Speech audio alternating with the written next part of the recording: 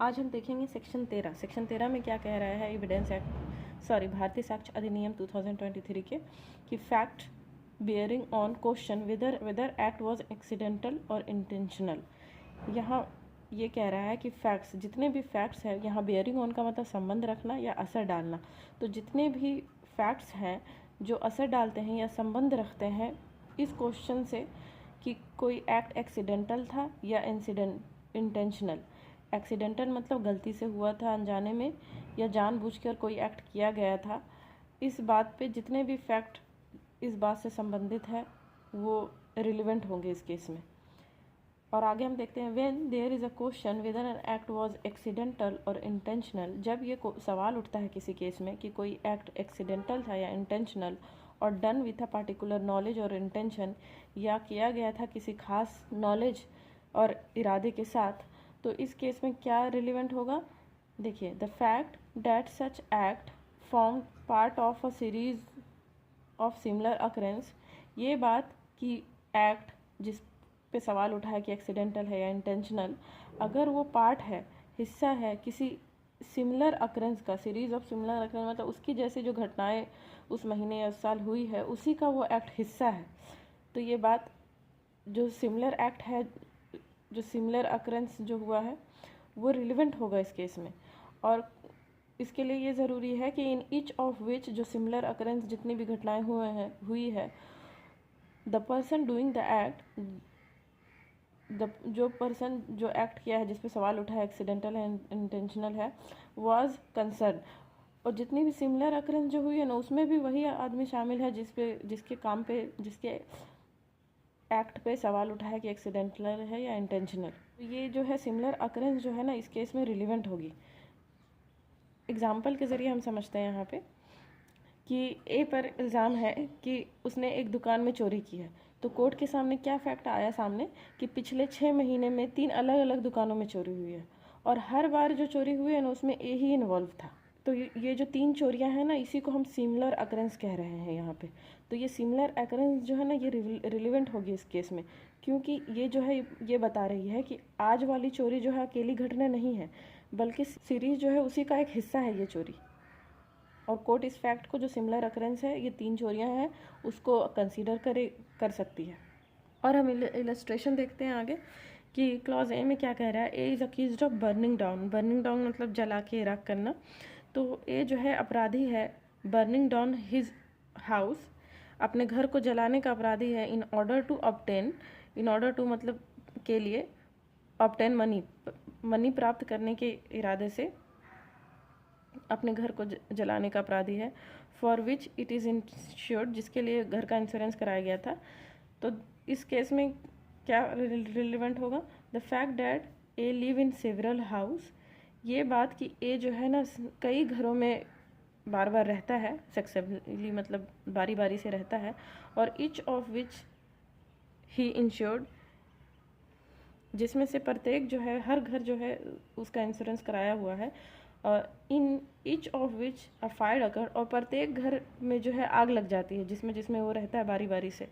And after each of विच, और विच Fyers, और प्रत्येक आगजनी के बाद जो है ना A received payment from different insurance company, और प्रत्येक आगजनी के बाद जो है ना ए को पैसे मिलते हैं डिफरेंट इंश्योरेंस कंपनी से। पहले भी जिस घर में रहा है उसमें आग लगी है, तो ये सिमिलर अकरेंस होगा। और ये सिमिलर अकरेंस जो है इस केस में जो है रिलेवेंट होगा, क्योंकि ये बता रहा है कि फायर जो है एक्सीडेंटल नहीं था, गलती से या अनजाने में वो जो है अचानक नहीं लगा था आग। क्योंकि ये जिस घर में रहता है उसी घर में बार बार आग कैसे लग जाता है, ये इंटेंशनल होगा तभी ऐसा पॉसिबल है। एक्सीडेंटल तो बार बार उसके घर में आग नहीं लग सकता है ना। वो इंश्योरेंस का पैसा लेने के इरादे से जो है अपने ही घर में आग लगा देता, अपने ही घर में आग लगा देता है। और इस बात को प्रूव करने के लिए हम सिमिलर अकरेंस को प्रूव करेंगे। सिमिलर अकरेंस इस केस में रिलेवेंट होगा। क्लॉज बी में क्या कह रहा है। A is employed to receive money from the debtors.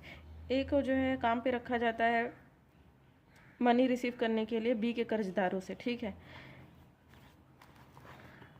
It is A's duty to make entries in a book showing the amount received by him. ये A की ये ड्यूटी है कि एंट्री करना मतलब लिखना, नोट करना एक बुक में जो कि शो करता है अमाउंट रिसीव्ड बाय हिम। ए के द्वारा जितनी भी कर्जदारों से जो पैसे रिसीव होते हैं ना, उसकी ये ड्यूटी है कि वो किताब में नोट भी करे। तो ही मेक्स एन एंट्री, उसने वो एंट्री करता है, showing that on a particular occasion he received less than he really did receive. वो एंट्री करता है कि किसी पार्टिकुलर ओकेज़न पे उसने जो है रिसीव जो किया था पैसा, वो कम एंट्री करता है, जितना उसने रिसीव किया था उससे कम पैसा। Question is whether this false entry was accidental और इंटेंशनल। तो ये सवाल उठता है इस केस में कि क्या जो जो गलत एंट्री उसने किया था वो गलती से हो गया था वो, या फिर इरादतन किया था, ताकि कम पैसा एंट्री करे और ज़्यादा पैसा उसको मिला था तो बचा हुआ वो रख ले। तो इस केस में क्या फैक्ट रिलेवेंट होगा? तो the fact that other entries made by A in the same book are false. तो हम उसका पिछला एंट्री सारा देखेंगे, अदर एंट्री, दूसरा एंट्री सारा देखेंगे कि उसमें उसने सही एंट्री किया है, जितना उसको रिसीव हुआ था उतना किया है या उससे कम किया है। तो हम वो अदर एंट्रीज देखेंगे and that the false entry in each case in favour of A. तो हम देखते हैं कि जितना भी फॉल्स एंट्री पिछला हुआ है ना, वो जितना प्राप्त हुआ था उससे कम ही हुआ है, जो कि ए के फेवर में है। अगर ज़्यादा एंट्री कर देता जितना मिला है तो ए के अगेंस्ट चला जाता ना, ए को देना पड़ता। तो जितना भी एंट्री हुआ है वो कम हुआ है, जो कि ए को फ़ायदा पहुंचा रही है, ए के फेवर में है। तो ये जो है रिलेवेंट होगा इस केस में, क्योंकि ये बता रही है कि ए जो कम एंट्री किया है, जितना रिसीव किया था उससे कम एंट्री किया है, वो एक्सीडेंटल नहीं इंटेंशनल है। और क्लॉज सी में हम यहाँ पे देखेंगे, क्लॉज सी में क्या है? A is accused of fraudulently delivering to B a counterfeit currency. Counterfeit currency, नकली नोट। तो ए जो है अपराधी है, गलत तरीके से, गलत नीयत से डिलीवर करना, बी मतलब देना, बी को जो है नकली नोट देने का अपराधी है। तो इसमें क्वेश्चन क्या उठता है कि whether the deliver of the currency was accidental. क्या जो डिलीवर किया था नकली नोट तो वो गलती से हुआ था? तो इस केस में क्या रिलेवेंट होगा, कैसे हम प्रूव करेंगे कि वो एक्सीडेंटल था या इंटेंशनल?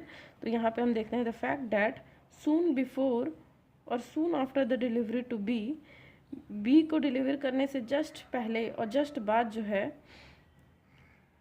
ए डिलीवर्ड कॉन्ट्राफिट करेंसी, ए जो है ना नकली नोट डिलीवर किया था टू सी, डी और ई।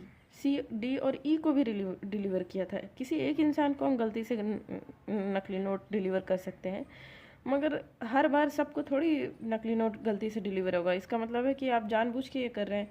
तो ये फैक्ट जो है ना, पहले जो उसने similar series of similar occurrence इसी को कहते हैं कि पहले सी, डी और ई को भी डिलीवर किया था, तो ये रिलेवेंट होगा इस केस में, क्योंकि ये शो करता है showing that the deliver to B was not accidental. क्योंकि सिर्फ बी को ही नहीं दिया, पहले भी और सबको दे चुका है। तो बी को जो डिलीवर किया है वो एक्सीडेंटल नहीं है, गलती से नहीं है, जानबूझ के किया गया है। अब हम सेक्शन 14 में देखते हैं। 14 में क्या है कि existence of course of business when relevant. यहाँ कोर्स ऑफ बिजनेस का मतलब है कि किसी बिजनेस को करने का मतलब नॉर्मल वर्किंग प्रोसेस जो होता है किसी बिजनेस का, उसी को कोर्स ऑफ बिजनेस कहते हैं। तो कोर्स ऑफ बिजनेस का होना जो है कब रिलेवेंट होगा, किस केस में? तो देखिए आगे क्या कह रहे हैं कि when there is a question, जब ये क्वेश्चन उठता है किसी केस में कि whether a particular act was done, कि क्या कोई पार्टिकुलर एक्ट जो है हुआ है या नहीं।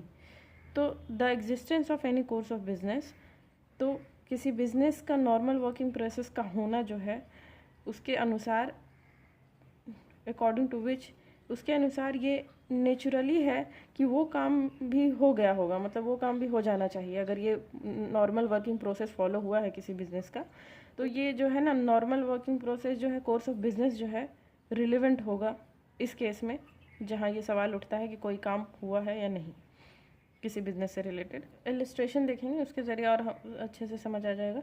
तो द क्वेश्चन इज़, ये सवाल है उठता है कि whether a particular letter was dispatch. कोई पार्टिकुलर जो कोई लेटर है एक, वो भेजा गया है या नहीं भेजा गया है, डिस्पैच मतलब गया है या नहीं।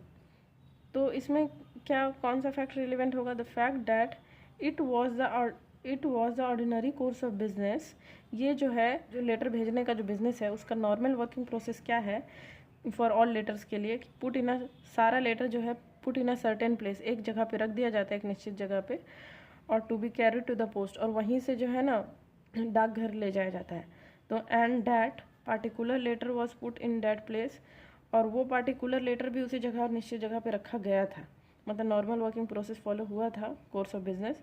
तो ये रिलेवेंट होगा कि सारा लेटर जब रखा गया था तो वो भी रखा गया होगा, और वो भी डिस्पैच हो गया होगा जब सारा लेटर डिस्पैच हुआ है। तो यहाँ पे हम कोर्स ऑफ बिजनेस जो है रिलेवेंट होगा, यहाँ पे उसका सबूत दिया जा सकता है इस तरह के केस में। और क्लॉज बी में क्या कह रहा है, the question is whether a particular letter reached A, को सवाल ये उठता है कि क्या पर्टिकुलर लेटर ए को पहुंचा, मिला या नहीं मिला। तो इस केस में क्या होगा relevant, the fact that it was posted in due course, due course मतलब कि प्रॉपर तरीके से रेगुलर प्रैक्टिस के अकॉर्डिंग जो है जाने का जो प्रक्रिया है डेली, ये जो है ना उसी प्रक्रिया से फॉलो ड्यू कोर्स से पोस्ट किया गया था। And was not return through the return letter office, और रिटर्न लेटर ऑफिस के ज़रिए वो वापस भी नहीं आया। तो यहाँ पे ये प्रिज्यूम किया जाएगा कि वो लेटर जो है ए को मिल गया होगा, क्योंकि ड्यू तरीके से नॉर्मल और प्रॉपर तरीके से जो पोस्ट करने का जो तरीका है रेगुलर, उसको अनुसार पोस्ट किया गया था और ना ही वो रिटर्न आया। तो ये जो है रिलेवेंट होगा इस केस में।